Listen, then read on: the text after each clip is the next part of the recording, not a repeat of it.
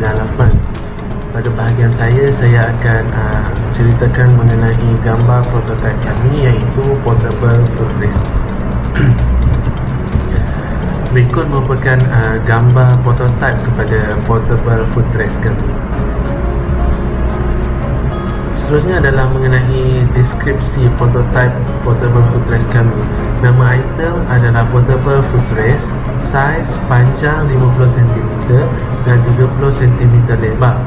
Material adalah terdiri daripada plastik gentian karbon fiber dan besi. Plastik gentian karbon dipilih bertujuan untuk mengurangkan berat kepada prototype kami sekaligus memberi kesan tahan lasak kepada portable footrace ini. Permukaan atas pula adalah terdiri daripada bahan leather dan foam, bertujuan untuk kecantikan dan keselesaan kepada para pengguna. Manakala permukaan bawah pula terdiri daripada bahan getah anti-slip. Ini bagi memastikan portable footrace kami tidak bergerak ketika digunakan oleh pengguna. Seterusnya, kedudukan item. Kedudukan item adalah boleh laras dan mudah alih. Seterusnya adalah sambungan. Untuk prototype kami, ianya menggunakan apps dan Bluetooth supaya lebih praktikal dan sejajar dengan arus permodenan.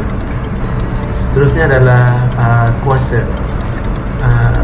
Footrace portable ini menggunakan dua kaedah sambungan punca kuasa, iaitu sambungan wayar dan wireless. Berikut merupakan gambar dan sedikit perincian mengenai prototype kami, iaitu portable footrace.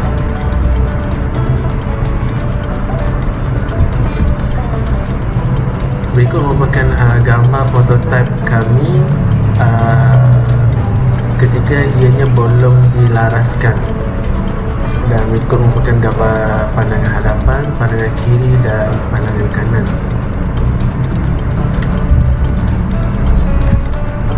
Seterusnya adalah prototype portable footrace kami dalam keadaan laras 1.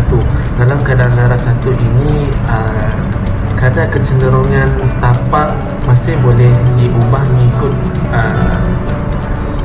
keselesaan pengguna. Seterusnya adalah laras 2, dan laras ini juga boleh diubah mengikut keselesaan pengguna. Juga sama kepada laras 3 ini, di mana darjah kecenderungan tapak boleh diubah mengikut tahap keselesaan pengguna. Assalamualaikum warahmatullahi taala wabarakatuh, dan salam sejahtera.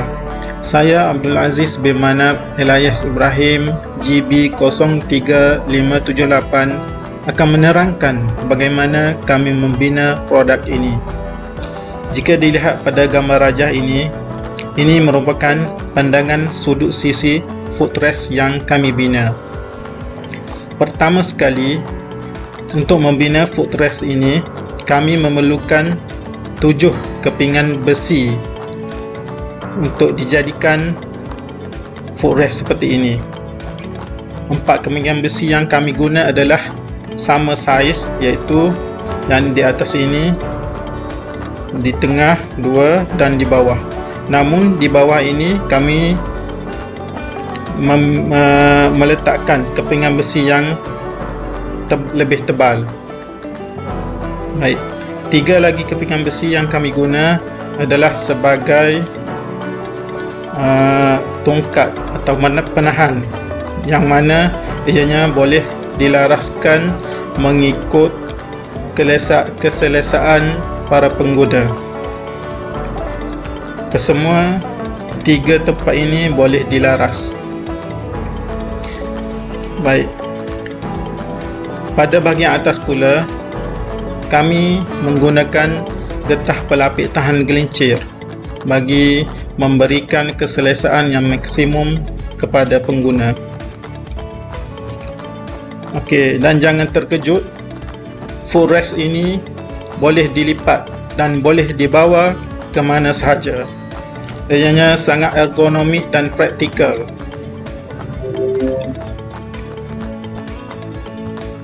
ia boleh dilipat menjadi seperti beg. Saya akan mempertahankan kos penghasilan seunit alat rehat kaki mudah alih. 6 bahan utama diperlukan. Pertama, plastik ABS laser. 2 unit diperlukan iaitu RM4.07 setiap 1 unit. Engsel plastik gantung pintu 6 unit diperlukan iaitu setiap satu dengan harga RM1.50. Selak tinja A27 48x26x9 mm 2 unit diperlukan, setiap satu dengan harga RM2.12. Pemegang beg bagasi kof warna hitam 2 unit diperlukan, setiap satu dengan harga RM74. Rivet beserta mata rivet bersaiz 1/8 inci kali 1/2 inci 32 unit diperlukan iaitu setiap satu dengan harga RM10. Dan yang terakhir, gam plastik 1 diperlukan dengan harga RM2. Jumlah keseluruhan untuk menghasilkan seunit alat rehat kaki mudah alih iaitu RM28.06. Assalamualaikum warahmatullahi wabarakatuh. Saya Syazwan, GB 03646. Okey, saya akan menerangkan sedikit mengenai cabaran yang dihadapi oleh kumpulan kami dalam menghasilkan projek atau produk memperbaiki dunia ini. Okey, cabaran yang utama yang kami hadapi ialah dalam menghasilkan produk ini dalam mencari originality ataupun sesuatu yang baru yang belum pernah dibuat ataupun dihasilkan oleh mana-mana orang atau syarikat atau kilang di dunia ini. Okey, produk yang telah kami persetujui untuk diketengahkan ialah footrest ataupun alat merehat kaki. Produk ini bukanlah suatu produk yang baru, namun jarang diberi tumpuan. Oleh itu, kumpulan kami telah membuat penambahbaikan kepada alat ini supaya ia lebih segar, lebih dinamik dan dapat memberi kesan positif yang besar kepada penggunanya. Okey, untuk kaedah penyelesaian masalah dalam mencari originality kepada produk kami, pertamanya kami mengikut step ataupun langkah-langkah tersebut yang berikut, iaitu mengenal pasti masalah yang utamanya. Kumpulan kami berbincang mengenai masalah ini berkenaan dengan originality kepada produk ini dan mengenal pasti sejauh mana masalah ini boleh memberi kesan kepada produk kami. Setelah itu kami mula mencari maklumat dan kumpulan kami mula membahagikan tugas dan mencari maklumat yang lebih lanjut berkenaan produk ini dan produk yang lain yang mungkin sudah sedia ada, dan supaya dapat menjadi sesuatu yang baru kepada produk kami ini, selalu penambahbaikan lah. Setelah itu kami membuat hipotesis, iaitu kami menyimpulkan produk yang kami hasilkan berbeza dari produk yang sedia ada dan kami bersedia untuk mengujinya. Seterusnya, menguji hipotesis kami iaitu ujian dilakukan dengan menggunakan model produk yang telah dihasilkan dengan penambahbaikan dari segi fungsinya dan keistimewaan yang lain yang membezakan produk kami dengan produk-produk yang sedia ada lah. Seterusnya, yang kelima ialah menilai dan membuat rumusan. Setelah menguji dan menilai keaslian produk serta idea kami membuat rumusan bahawa produk ini belum ada di pasaran sepertinya dan keasliannya boleh disahkan. Assalamualaikum warahmatullahi wabarakatuh. Nama saya Muhammad Fadli bin Syar, Geometri GB 03636. Okey, sebagai rumusan, apa yang boleh disimpulkan adalah alat rehat kaki mudah laras ini berupaya untuk membantu mencapai keselesaan semasa duduk bekerja dalam tempoh jangka masa yang panjang dan lama. Selain pada itu, alat ini juga berupaya untuk membantu mengawal postur badan yang betul ketika duduk. Seperti yang kita sedia maklum, postur badan yang betul sangat penting dalam mengurangkan tekanan yang dihadapi pada bahagian bawah anggota badan. Selain dapat mewujudkan persekitaran yang ergonomik ketika bekerja. Okey, bagi mereka yang berpendapat alat ini tidak membantu sama sekali dalam memberikan keselesaan kepada bahagian bawah anggota badan, seperti paha, betis dan kaki, mereka perlu memikirkannya sekali lagi, kerana jika bahagian bawah tidak disokong dengan baik, maka ia akan memberi kesan yang buruk kepada anggota badan yang terlibat dalam tempoh jangka masa yang panjang. Okey, pengaliran darah di bahagian kaki juga akan lebih lancar dengan adanya alat ini dan akan membantu kita kekal selesa dan tidak mudah berasa kebas pada bahagian kaki sebab duduk terlalu lama dalam posisi tertentu.